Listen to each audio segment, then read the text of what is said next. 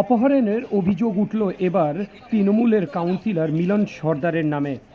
গ্রেফতার হয়েছেন বারাসাত পৌরসভা ২ নম্বর ওয়ার্ডের কাউন্সিলর মিলন সর্দার। অপহরণের অভিযোগে গ্রেফতার করা হয়েছে তাকে। বারাসাত পৌরসভার ২ নম্বর ওয়ার্ডের তৃণমূল কাউন্সিলর মিলন সর্দারের বিরুদ্ধে ত্রিপুরার এক ব্যবসায়ীকে অপহরণ করার অভিযোগ ছিল। এর আগেও ৭-৮ জনকে আটক করে জিজ্ঞাসাবাদ করেছে পুলিশ। খড়দা থানায় এই মামলা দায়ের করা হয়েছিল এবং তারপরেই পুলিশ তল্লাশি চালায় এবং বৃহস্পতিবার রাত্রিরে মিলন সর্দারের বাড়ি থেকে তাকে গ্রেফতার করা হয়।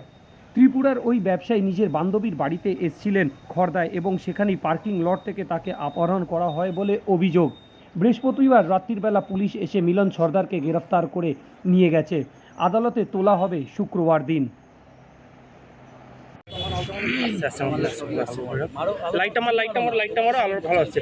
ওদিক দিয়ে মারো যেখান দিয়ে মারছি। হ্যাঁ একজন মান ছাড়ো, এখান থেকে আপডাল দিয়ে রাখ, দেখুন আপডাল দিয়ে রাখ, এই জায়গা কাট দিয়ে রাখ।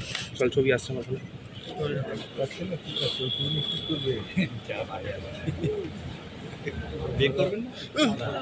আরে দাদা আচ্ছা